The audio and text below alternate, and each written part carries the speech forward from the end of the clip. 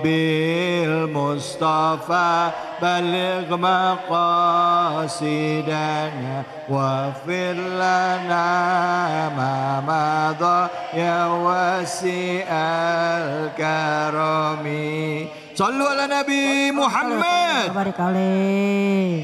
Baik, alhamdulillah, alhamdulillahirabbil alamin. Kisah-kisah para nabi menjadi pelajaran bagi kita bagaimana nabi pun dalam kehidupannya sering mendapatkan ujian dan siap menghadapi ujian tersebut dengan segala keterbatasannya. Bahkan dalam surah Al-Qasas ini kita juga belajar tentang seorang figur yang namanya Qarun. Orang yang tadinya sulit hidupnya, berdoa lalu atas izin Allah dijadikan orang kaya, sukses, berhasil.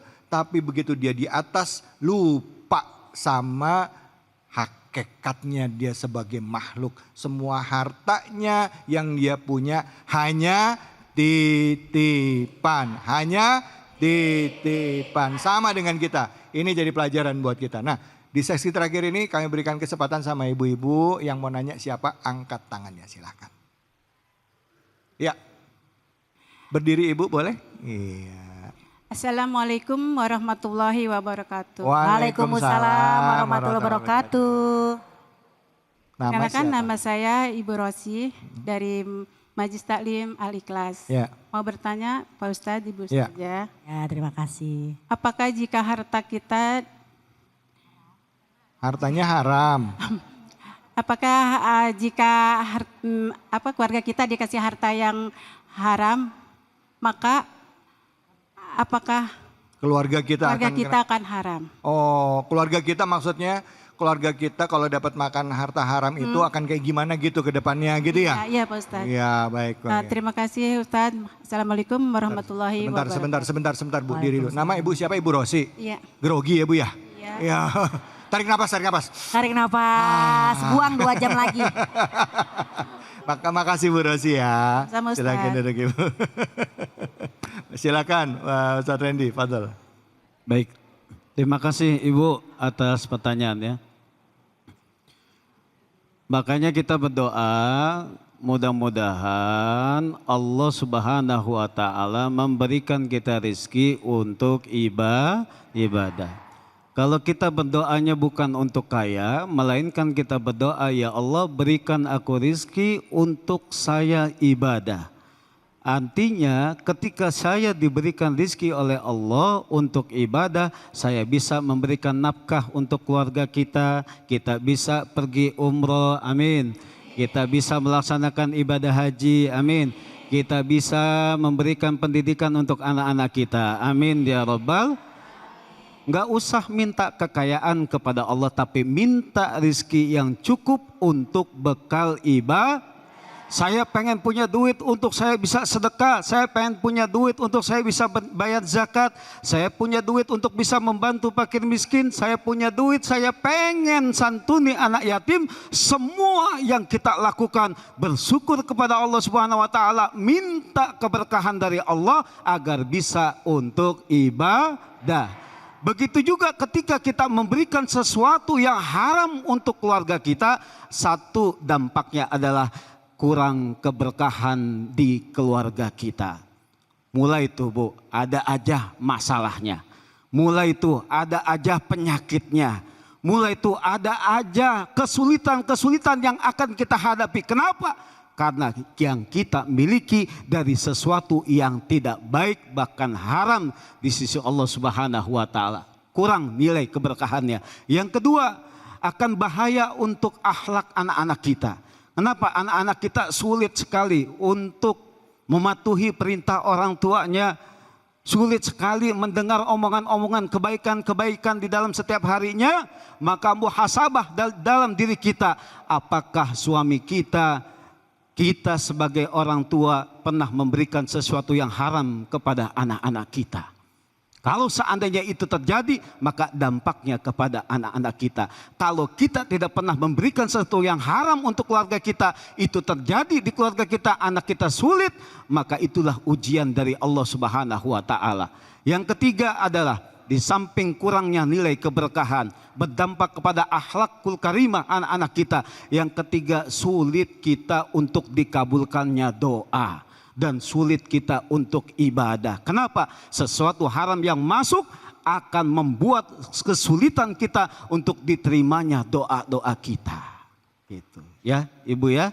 Terima kasih, seperti itu Ibu ya. Alhamdulillah. Ustadz, apakah orang yang malas dalam ibadah itu juga salah satu indikasi atau tanda-tanda bisa jadi dari yang dia makan itu ada yang haram? Ya, ketika malas itu adalah sesuatu perbuatan yang tidak disukai oleh Rasulullah dan juga tidak disukai oleh Allah Subhanahu wa taala. Rasulullah amat mencintai hamba-hambanya yang mau berjuang, ya, terlebih dengan telapak tangannya. Maka Allah selalu membuka kesempatan itu dengan sebaik-baiknya. Ud'uni astajib lakum. Kalau kamu berdoa kata Allah, maka Allah akan kabulkan. Tinggal masalahnya, mau enggak kita berdoa? Jangan-jangan Allah mau ngampunin hambanya. Terkadang kita sebagai hamba Allah yang kadang malas untuk minta ampun kepada Allah Subhanahu wa taala. Begitu juga dengan rasa malas itu, maka haruslah kita hilangkan karena itu merupakan sesuatu yang tidak baik di dalam diri kita. Masya Allah. Baik, terima kasih banyak Ustadz. Bu, Ya. terjawab ya tadi pertanyaannya ya Bu ya. Jangan makan uang yang haram, jangan silo, lihat tetangga baru beli mobil baru, Bu. Begitu lihat tetangga beli mobil baru, bilang melakinya, "Pah, lihat noh, tuh baru 5 tahun kerja udah bisa beli mobil. Bapak udah 10 tahun belum. Kayak dia dong, ngapain kayak nyolong-nyolong apa gitu," katanya. Ada yang begitu ada? Mana orangnya? Astagfirullahaladzim. Astagfirullahaladzim. OMG, OMG. Ustazah, pertanyaan saya belum dijawab. Ya Allah. Pertanyaan Gimana? saya adalah kalau tadi kita ngomong orang kaya sombong ketahuan, ya. Kalau orang yang susah hidupnya sombong, tanda-tandanya gimana? Maaf. Soalnya ada yang begini, begitu bilang, "Lo mah udah susah sombong." Bukan, gue bukan sombong, gue punya harga diri. Nah, bedanya apa antara sombong pada saat susah sama orang yang susah tapi punya harga diri? Mungkin nanti bisa saling nabe. Silakan Ustazah. Baik kalau begitu. Astagfirullahaladzim, ngagetin aja. Sekarang nih Ustadz, jawabnya sekarang. Jangan besok. Oh iya. Ya, jadi bunda-bunda soleh yang CCM cantik-cantik manja dan juga guru-guru kami yang GGS ganteng-ganteng soleh. Ya, ada nih orang kaya tapi sombong, masih mending orang dia kaya, udah cantik, ganteng, sombong, oke lah ya dia punya lah ya. Ini udah miskin, belagu, sombong tapi nggak nyadar. Kalau dikasih tahu, ini kan harga diri. Bedakan sombong dengan muruah, harga diri. Harga diri itu misalnya dia miskin, dia itu nggak minta-minta, tuh baru harga diri.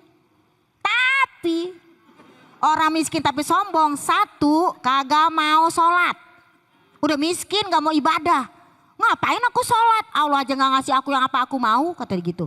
Nah dia aja sholatnya zikirnya jadi dikit. Assalamualaikum warahmatullah. Assalamualaikum warahmatullah. Kalau kita kan panjang istighfar sholawat dia. Ya Allah kau tahu yang ku mau. Udah. Masa gitu doang ya kan? Jadi sombong. Kenapa? Kalau tadi dinyatakan oleh Ustadz David, ud'uni astajib lakum. Ustadz Randy tadi bilang, ud'uni astajib lakum. Mintalah padaku. Jadi mintanya sama Allah. Doanya yang panjang. Jadi ciri-ciri orang yang miskin tapi sombong. Satu, dia gak mau ibadah sama Allah. Sholat kagak mau. Puasa apa lagi. Pokoknya malu-maluin.